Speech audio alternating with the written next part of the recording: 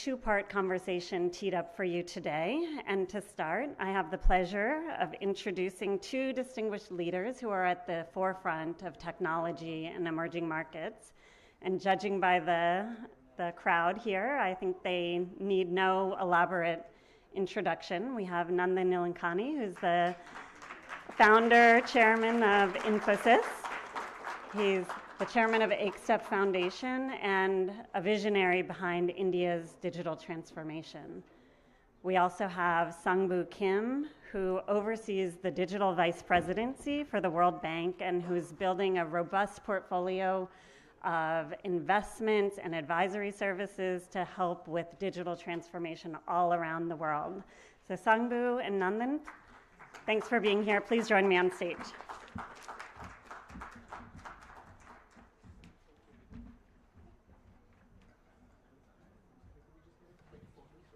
Oh yeah. All right. Group photo. Okay.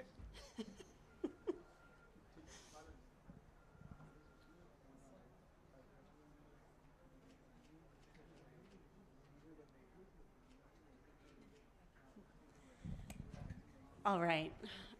So to kick us off, I want to start with Nandan. You've inspired such an entirely new way of thinking about how open digital rails can be the backbone of kind of a competitive, thriving marketplace where solutions providers are competing to serve even the most hard-to-reach people with services that are indispensable to the modern economy. And I feel like you can see it every day here in India, where the payments infrastructure has brought so many people into the financial sector. You've seen how identity services is bringing people into government services that they were excluded from. And it's created this kind of Cambrian explosion of innovation here. And I wonder if you can see the same trajectory in AI. I mean, can you imagine steering AI so that you don't have the concentration of market power and instead see more of a competitive landscape that leads to adoption and inclusion? No, I think many of the lessons we learned from creating population scale digital public infrastructure will apply to AI. I think what really happened was we created a body of knowledge which allowed things to go from an idea to a billion scale. Whether it is Aadhaar, UPI, whatever. So I think, and that's not just technology. Technology is one part of it. It's really about how do you harness institutions, how do you do public policy, how do you build infrastructure which is interoperable and scalable, how do you create markets to function on top of that. There are a number of lessons.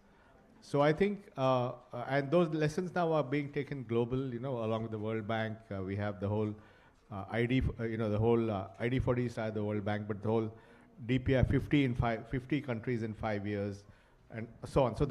So I think now we need to see how do we take the lessons from that and apply it to the world of AI, because the world of AI is different in a number of ways. Now, number one, the world of DPI didn't have data in it.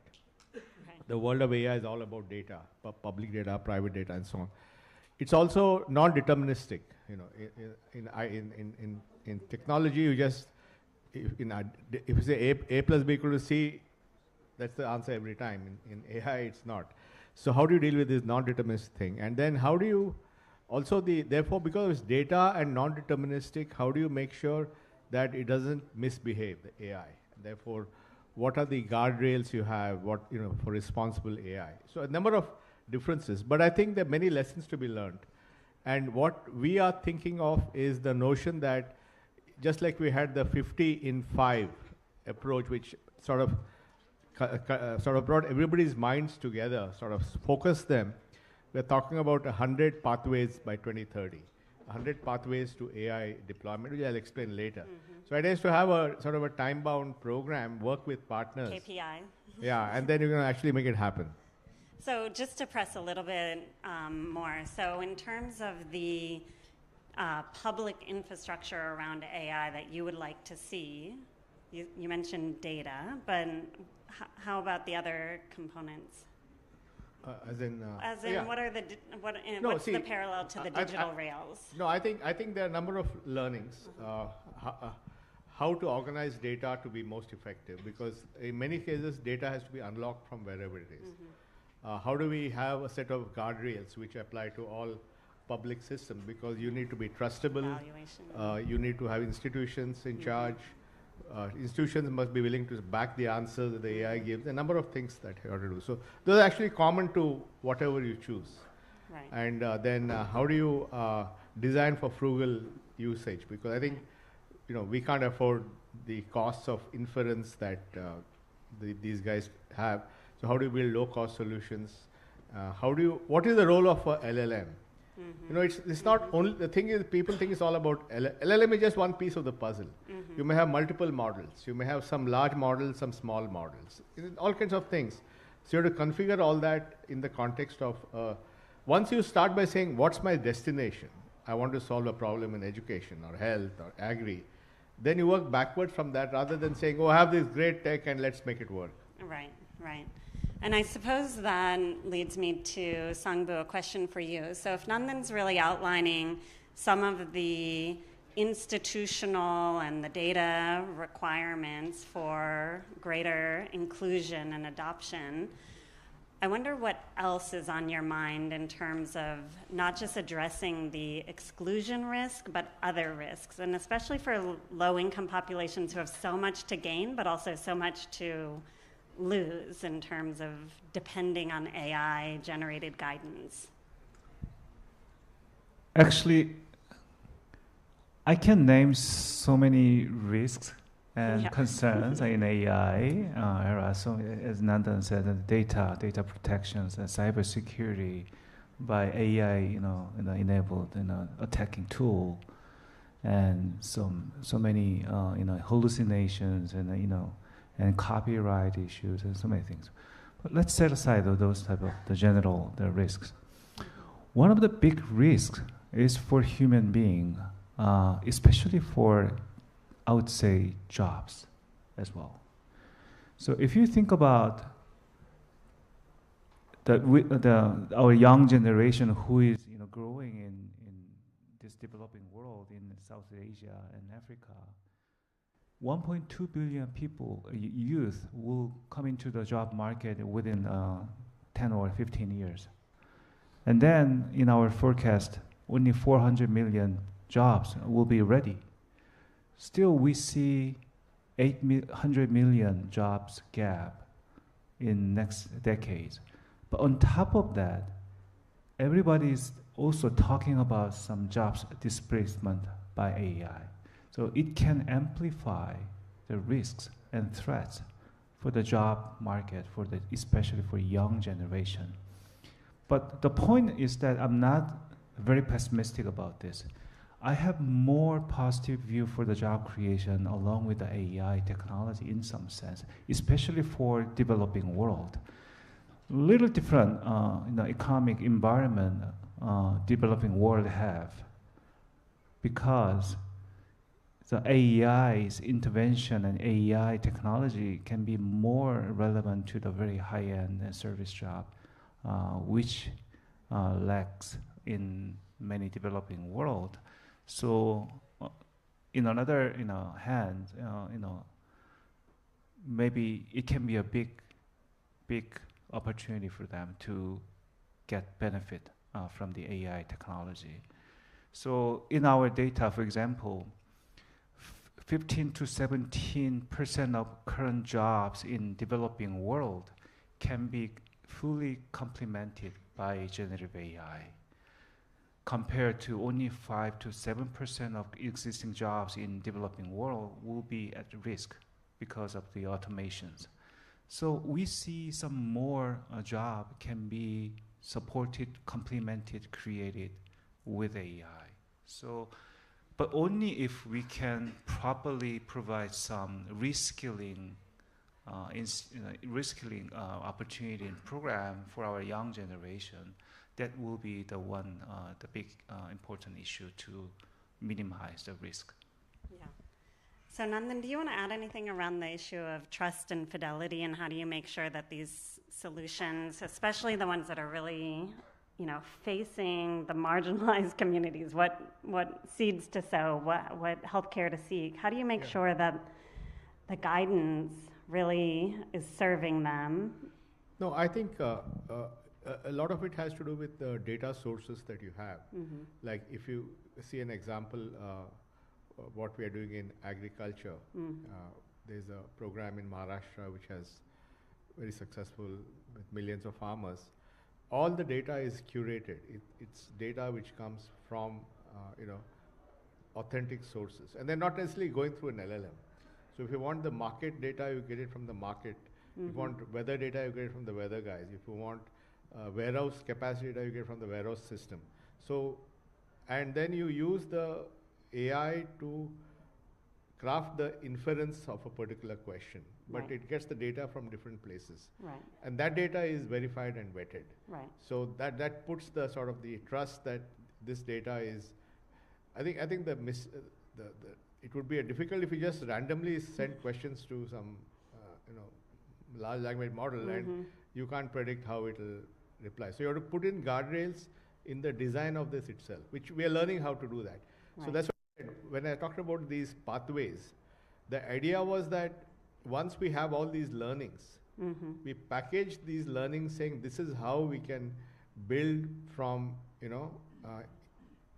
idea to impact, and then say let's repeat these pathways in different countries and in different areas.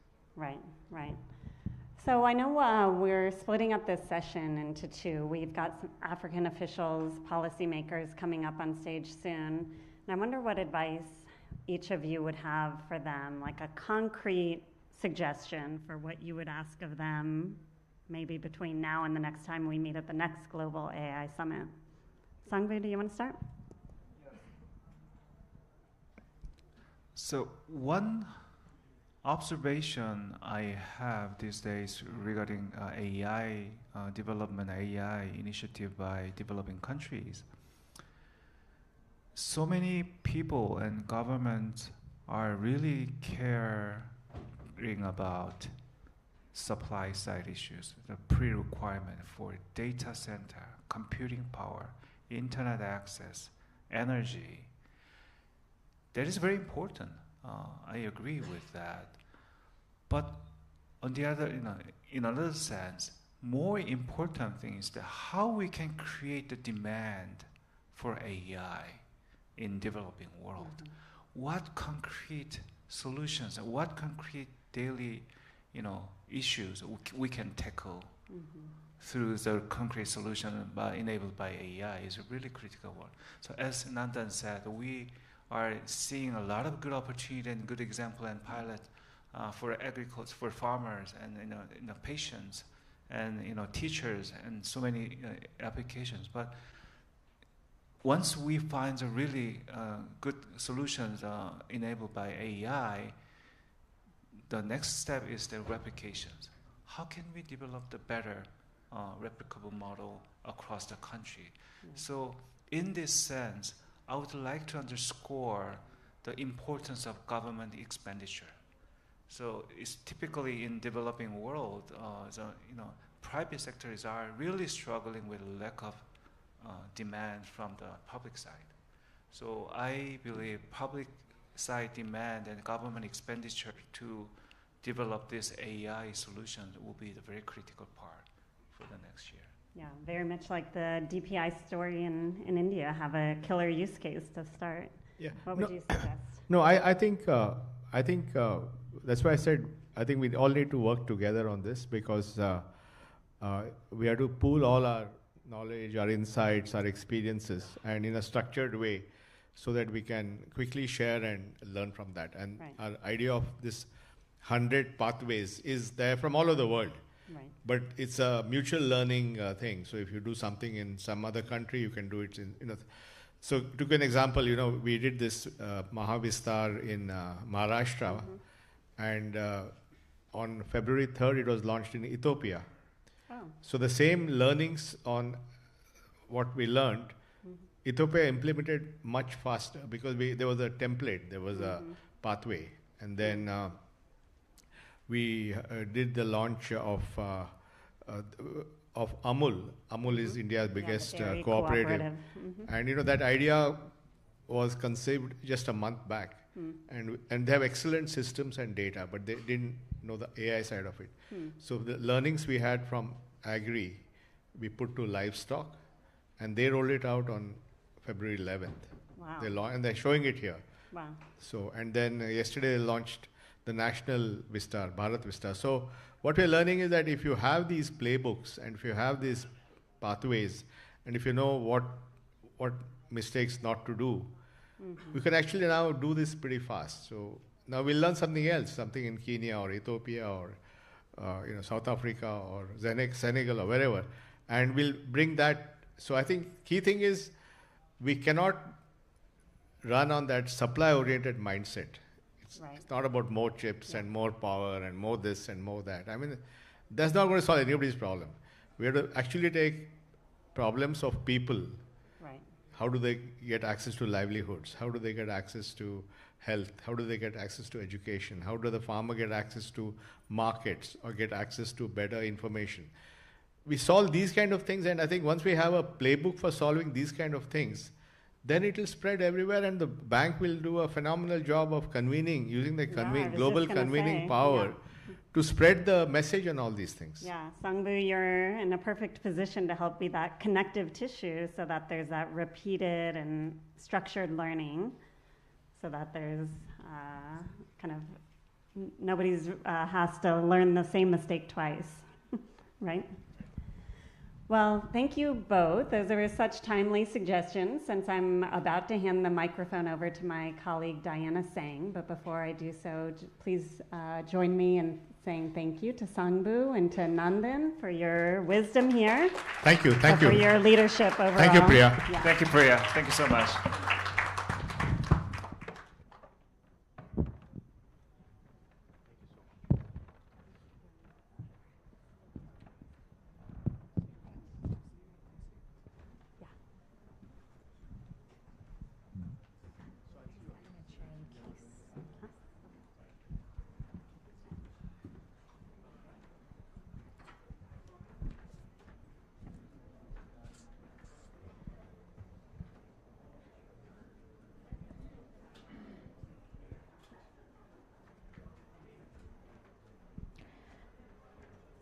Thank you very much, Priya, Nandan, and Sangbu. I think that was a really inspirational kickoff, and you've set us off in the really right direction. For this second part of the conversation, we're going to move from those, the global pathways, what we've seen around the world, and really understand what is happening on the ground and how our leaders really making these trade-offs and choices on some of the very practical considerations that has been brought up by the previous two speakers. As we get ourselves settled right now, I'll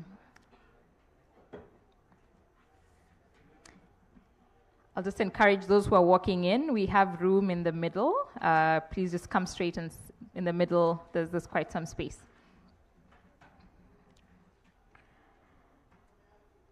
Great. So we have been reminded that the future of AI it's not to be determined by AI alone and by technology alone, but really the choices about infrastructure, data access, compute, governance, opportunity, safeguards. So there are a lot of considerations that need to be put in place. And when it comes to the context of Africa, which is going to be our focus of the next conversation, the question is no longer about whether AI will shape Africa's future. It will. And it already is. And the real question on hand is really how do we deliberately use these tools and shape these conversations in a way that we are designing the future and looking at critical things in mind, like who are building these foundations? Who sets the guardrails? Who determines how power is, how power and value is distributed when you're using AI in these technologies? So for this next conversation, we are shifting from more of that vision to execution.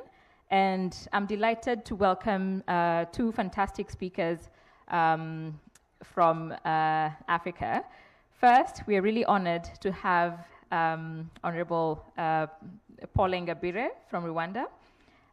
who is not only just leading the AI charge in Rwanda, but is also really helping support to shape the continental vision through the AI Council, which we'll hear more about today. And secondly, we're privileged to be joined by Director General Lassina Kone of Smart Africa, who serves as the Secretariat of the AI Council. I'll just take this opportunity to welcome Minister Ingabire and Director General on the panel. A round of applause for them. We might be joined by Minister Sina Lawson, but because of just some travel delays, she's just arriving today, so she might be lucky to catch us on stage, but if not, just wanted to convey that message. But we're going to have a fantastic conversation nonetheless. Well guarded. Yeah, Director General is happy to be sitting between the Minister and I today.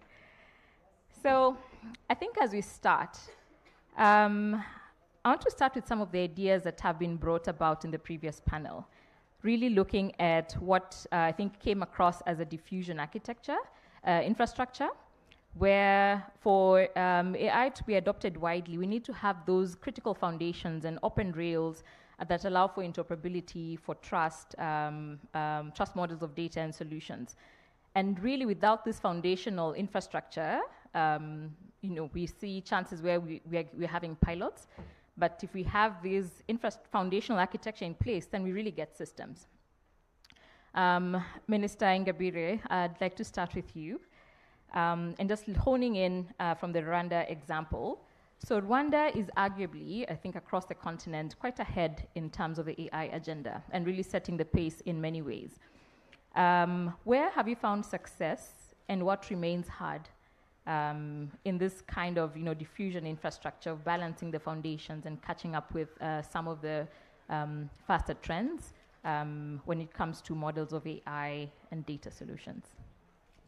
Thank you very much, Diana, and pleasure to be speaking with Lassina. Coming back to AI as a technology, for Rwanda, it's not just a technology priority, it is also a governance priority. The conversation that we had just before was talking about the diffusion architecture infrastructure. And when I think about it, it's really those components that are going to allow us to move AI applications from pilots to useful scale. And when you look at that, there are a couple of things, the rails that you mentioned, there's the compute infrastructure, there's data as infrastructure, there's skilling, and there's the regulations, of course, where we have to be thinking about ethical application of AI in different sectors. And I know Sangu, before he left on the panel, he did mention, what's one word he could give some of the, developing countries. And really, I think when you look at Africa as a whole, we have an advantage of one, the demographics of our continent. It's similar for Rwanda, for Togo, for Sierra Leone, everywhere. You have very young people. These are the people that are going to shape these AI solutions. It's a huge consumer market, but I think there's also clarity on our side as policymakers that we need to be able to shift this demographic from being consumers, but truly becoming active players in producing this technology for the challenges that they face. The second advantage that we have for many countries lies in the fact that on one side we may benefit from the fact that we don't have a lot of legacy systems, which is what many countries grapple with, the investments that they've made in infrastructure and systems as they've gone digital. And this, in a way, becomes a barrier to how quickly they can leapfrog. And I think we're looking at it as an advantage for us as a continent. Now, when you think about AI adoption in Africa, it's not a model problem, it's a system problem. It's being able to look at what do we need. And for many countries, what you're going to see, and I'll particularly speak for Rwanda's case, when we put in place our national AI and policy strategy, one of the things that we're looking at is how do we have centralized coordination as a government with decentralized execution. So in a sense, what we're looking at is to say we've set the policy agenda on AI Where does Rwanda benefit with AI? And we've looked at it from an application and use case perspective. Where do we see the benefits of AI supporting our society? We're a proof of concept country, and what that means is that we are willing to test, try, and scale things as fast as possible as we build all the other foundations, which is infrastructure and all. To do that, we're going to require to make sure that data becomes a key point. I mean, if we still have a lot of our data that is in papers and books and stuff, then, I mean, you cannot train these models with that. We have the advantage for the last 15 to 20 years where we've been able to digitize a lot of our services, and that means we have a lot of data that we can start with, cleaning it and making sure that it can be used to train many of these models. And thanks to different partnerships, we have a program that we are running with World Bank funding to create a national data hub. And that is going to be a critical foundational piece or rail that is going to be key to how we do that. I'll end on one thing. I think where there's still more work to be done is many of these models are trained on English. So being able to accommodate them to our linguistic and cultural context is very important. And so as we forge multiple partnerships across the world, this is going to be a key factor on what scale is going to look like, so that we're not only creating just small solutions for Africa as opposed to global solutions that serve global needs, and two, being able to scale this workforce, this demographic that we have as an advantage, which is our young people, most of them, 70% of them below 30, being able to scale them and give them the tools that are needed for them to thrive in this AI economy. Thank you so much, Minister Ngabire. And I'd like just to follow up on one of the things that you said about Rwanda being a proof of concept country. I think on the continent, we are really seeing that, and there are many, very fast examples and pilots and models that are coming out of Rwanda that the continent is really looking at. But I think on this global stage and looking at being in India, and really, I'm comparing Rwanda and India in this case, because India is more like has become the proof of concept for the world in many ways, from DPI, and then how they're innovatively thinking about AI right now. And I see the role that Rwanda is kind of playing on the continent. But Africa is very complex. I think our diversity is also our strength in many ways.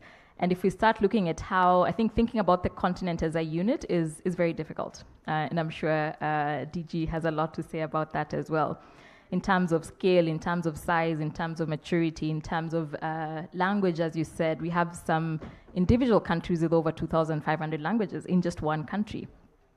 So just looking at the scale of Rwanda being a relatively small country on the continent, and some of the big ambitions that Rwanda is taking on AI, in your experience, does being small come relatively small? Because I know there are some much smaller ones, much smaller ones. So does being relatively small really, does it create constraints, or does it really allow for greater agility, just from your lessons of being a proof of concept country? I think that's something that Rwanda might be best able to showcase on how to balance those two.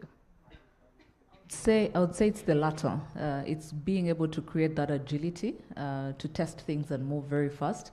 We've always spoken of the example of Zipline, where we were the first country that was able to use drones to deliver blood and medical products to rural health facilities where the road infrastructure wasn't there yet, and maybe it was going to take days or hours to deliver some of these medical products, and now it was literally taking minutes. And so when you quantify that in terms of lives saved and all of that, but what is powerful about it is two things that came out of that proof of concept. One is that because we're able to test with Zipline, we're able to be a pioneer in creating what we called performance-based regulations for the drone industry. And many countries have been using this. And what it allows is that for different drone operators that are going to different countries to launch some of their products, you're able to look at what are the risks with each use case, but allow yourself to implement them. But two, what it did create for us was a booming drone ecosystem where we started to see many local startups, because of that environment that had been created with Zipline, benefiting from that shared ecosystem enablement that had been provided. Now, when you look at AI, it's a similar approach that we're really taking. We've already earmarked a few use cases in healthcare, agriculture, and education. For education, we're looking at how we can deploy AI for teachers to support them with grading and assessments, so that helps with how quickly they can support learning. With the farmers, and you see this across Africa, majority of the countries have majority of their population that are in the farming industry.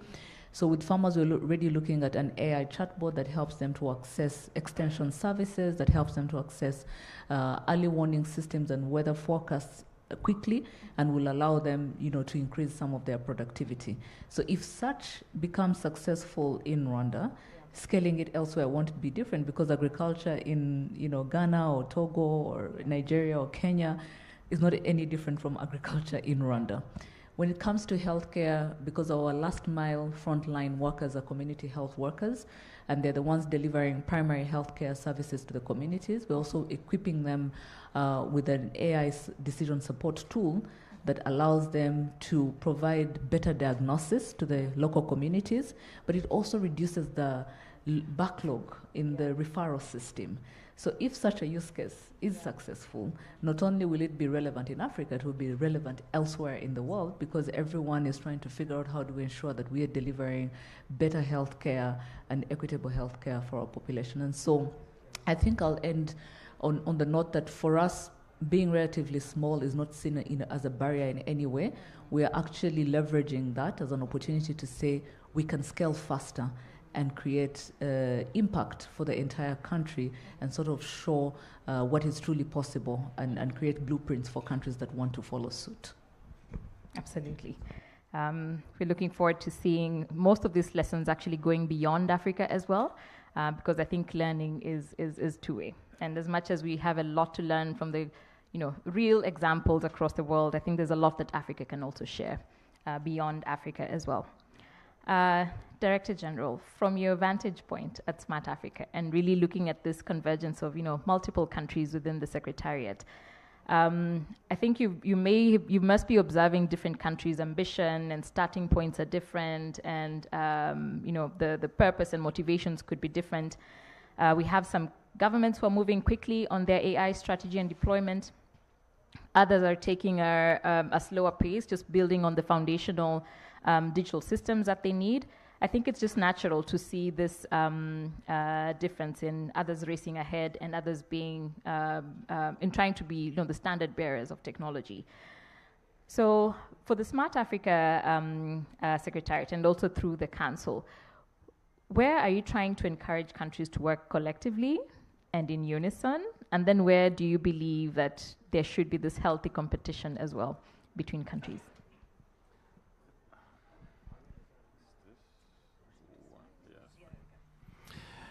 Thank you very much for inviting me, sister. I'm honored also to be here with Minister Paula, council member, of course, in Rwanda, based in Rwanda. This is a very important question. As the CEO of Smart Africa, where we're sitting, we see how countries compete, or countries are racing ahead to be standard bearer in the technology.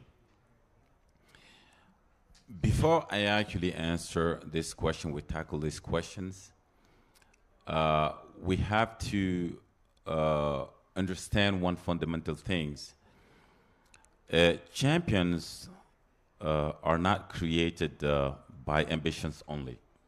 I'm very glad and happy to have Rwanda here, because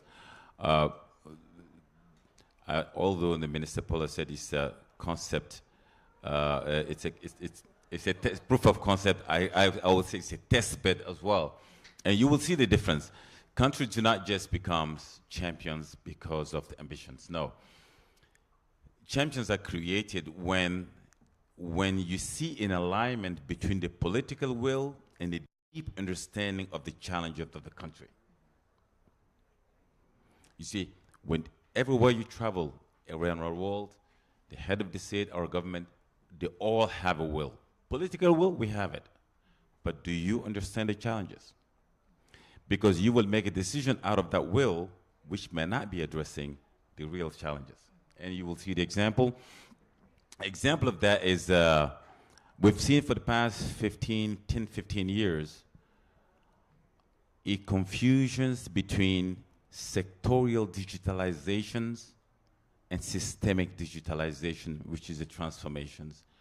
Some countries understood digitalizations to be, we have to digitalize every ministry, minister by ministry, agency by agency, but with no unique identification number, in a way that is not citizen-centric. You re-enter, or you basically enter your information every single time you're facing the government. What happened? Yes, the ministry agencies, they were digitalized, but the government way of working has not changed, because there's no perception from the experience of the citizen. He need to redo it every time. But some other country, like Rwanda, for example, they understood the digitalization as government whole approach, where you enter your information once, and it's up to the government to basically circulate it, secure it, reuse it within itself, in a way that you don't pay for birth certificate in Rwanda. No, if they require birth certificate, they know where to get it, because they're the one who give it to you. So the burden shift from citizen to the system.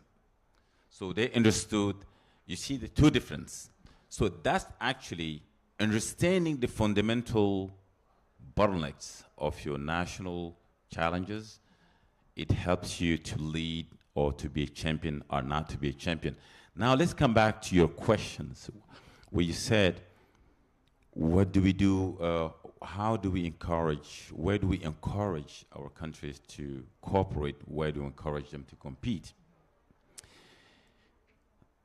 The philosophy of Smart Africa is really, let's cooperate on the foundations and compete on performance. And I will explain. Foundations today in the AI era, when we look at it, when we see all these 5 to 6 pillars of AI, from computing power, data set, we're all talking about that, the number one that comes into mind is infrastructure. In the infrastructure today, how can Africa, a continent, represent 18% of the world populations, and we only control about 1.8% of large data centers? And looking at the AI, computing power, infrastructure, it is very capital intensive. So no one single country only should do it alone. So on the infrastructure, we must work together. The second thing is the governance and the standard. We have today about 20 plus countries in Africa who have already elaborated the national AI strategy. One, we have close to 35 countries who have enacted data protection law. We have, of course, the African Union Continental AI Strategy in place today. When we look at the data governance, we're looking at two things: governance, standard. If there's no governance, we have over 50 countries in Africa, fragmented market. If we do not have a vehicle, if we don't have harmonization in terms of the governance, the startup will not scale. Number two, if we don't have a standard harmonized among ourselves, there will be no interoperability. Then if we have also regulatory that are not flexible enough, it makes the investment scarce. It means the opportunity for investors to come to Africa, it becomes difficult. And that's one of the reasons why, if you look at these three, the Africa AI Council was actually put in place and exists to be able to be a continental vehicle to look at all of these harmonizations across the governance and the standard. Mm-hmm. So on the governance, we must cooperate. Third things, it's the AI scaling hub. We have over 2,400 organizations in Africa working on innovation as AI. AI market, of course, is projected to grow. I believe the statistics show from 2025 to 2030 for 4.4 billion, 4.5 billion to 16 billion by 2030. But if you look at it today, we only control about 1% of the global AI investments. The challenges in Africa is not the lack of talent, it's lack of scale. The lack of scale, it's very simple. If we don't scale, how do we want to be perceived by investors outside Africa? We should not be looking at Africa just through the windows of Kenya, 50 million, through the windows of Ghana, 30 million, through windows of Rwanda, 14 million. We're looking at the 1.4 billion. In order to be looked at that way, we need to scale. And we cannot scale if we don't talk to each other, if there's no right coordination mechanism. That's why also the AI Council exists. So I'm going to be wrapping up very quickly. But in order to be able to coordinate properly, effectively, we need to look at the three things. The investment model these days, the financial investments model or financing model today is too slow for the AI era. Government need to be doing its role in terms of setting the basis for regulatory environment. Private sector need to be speeding up the executions of different projects. Philanthropists need to be de-risking because AI is an animal that, to be honest with you, no one actually knows except maybe two big nations. So everyone's actually scared. So we need a kind of deal. We cannot be looking at the AI as a traditional way we're looking at the infrastructure project. No. We have to deliberately taking a risk to do it. So again, in AI scaling, we must cooperate. Now, where do we have to compete? Competition is good, actually. We compete on performance. We compete on speed of implementation. We have Rwanda, very fast pace. They've done zipline, many other things. Quality of services of public services. Quality of service, we've seen it. The startup nations, 2 years ago, I think Africa attracted about $5 billion in Africa in terms of investment in the venture capitalists. 50% were in Nigeria. That's the competition. So we must cooperate on the foundation, on compete on the performance. Whichever country comes faster, we best take that country as a benchmark like we're doing today for Rwanda, for Irembo. We didn't need to go to Estonia to learn about the data exchange because already in Africa, it has already started a long time ago in Rwanda. That's my take on that. Absolutely. I'd like to check with Honorable Ingabire. Any quick reaction to that balance of competition and collective progress first, particularly the I'm thinking that those could also be really good sources of metrics to measure, like how are we moving on the collective and the governance areas, and then what are the metrics now for the performance-based competition, as you said. But just any quick reactions to what DG has mentioned. Thanks. I think I fully agree, and perhaps what we want to sort of figure out is on the things that we must collaborate on, how fast can they move? Because the things, if it's standardization, for example, we know a lot of countries are working on their AI policies and strategies. Many countries are starting to deploy their digital ID infrastructure. If we want to standardize some of these things, the faster we can move in doing that, the easier it will be to enable the competitive side of the performance metrics that we all would subscribe to. But also, in a way, I think it's also figuring out how do we create and think through the AI Council that has been created, a repository and knowledge base of what's happening elsewhere, because I think much as we would love to see competition happening, we also want to make sure no one on the continent is left behind. So we want to be able to say what has worked, how do you quickly scale it in other places, like people don't have to reinvent the wheel on solving the same problems. And so the competition should be on who can help us quickly understand what's the best way to implement something that is going to work for the continent, and the rest of us, follow suit, so that at least as a continent we can, sort of accompany each other in this journey of, figuring out all these nuances. Okay, thank you.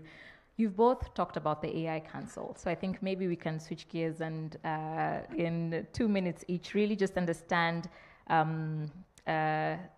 what the purpose is. At Dial, we've been privileged and lucky to really join Smart Africa in the past. We've worked a lot around peer learning together, and it's good to see the need and the urgency and opportunity for learning also when it comes to AI, because we've repeatedly seen that countries learn best from each other. And that need for facilitated and structured learning is really important, so that we also maintain the pace, so that we're not learning forever, and we're not, there needs to be movement also on the collective things that we're moving together with. So I'd like to just pose one question for each of you. From this learning perspective, we had Nandan mention that we need to learn from each other. He gave examples of Ethiopia and India. You both mentioned the need to learn. Maybe DG, I'll start with you. In just 2 minutes, could you tell us what a successful learning platform, when you're talking about AI, what that could look like, and how you hope others will participate, particularly with the foundation that the Council is putting in place? Thank you very much. To answer your questions, it's very simple. What has started as a simple messaging system on the social media 15, 20 years ago becomes today a dependency. All of you here use some kind of social media where the data is not actually hosted in India. Is that correct? Oh yes, so it started as a tool, it becomes now a dependency. Let's not that happen with the AI. Because with the AI, it's actually more dangerous, because AI is biased. One of the reasons the Council exists to bring that awareness first. If you look at the thematics, of course, when you launch the AI, 15 country members, and we have a 5 or 6 thematic group, I believe, compute, algorithm, skill sets, and we have a market and the governance and so on and so forth. And that's what Minister Paul was saying. Let's agree on what is the governance really mean for Africa. Because for us, we're not looking, as I always say, we're not looking for the most powerful AI. We're looking for the most useful AI. We're not looking for AI girlfriend or boyfriend. That's in the pure language. We're looking for AI in agriculture, AI in healthcare, AI in fintech, AI in education, because that's where exactly we'll be having more impact. So the most successful learning that we really see, I'm going to go very quickly, I think having the Council existing and having all these peer learning embedded within each thematic group where we can learn, as I said, no one is leading except the 2 nations.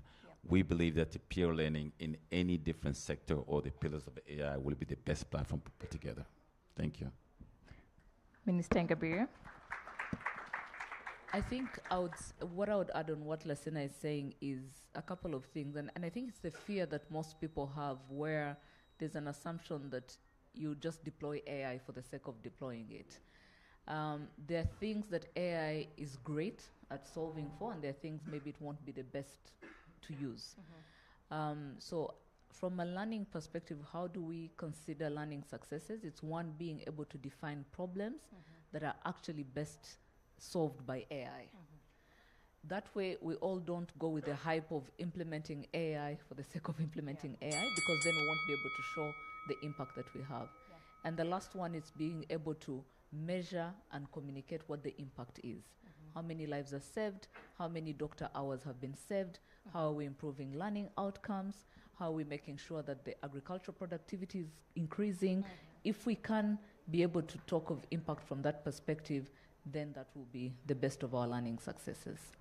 Perfect. I'll put you on the spot and ask you in 1 minute as we close, when we converge again, and hopefully most of you will be here next year at the next AI Summit, what is one thing that you would like to be able to report from the Secretariat and from the Council perspective, and then also from the Rwanda, like a national perspective? What would be one thing that, from now to then, good to come back and say, we have done this? I think for us, it's simply the 3 use cases we've mentioned, being able to say, this is what we tested, this is the impact it's given us, and this is how it's been growing and scaling in Rwanda and outside of Rwanda.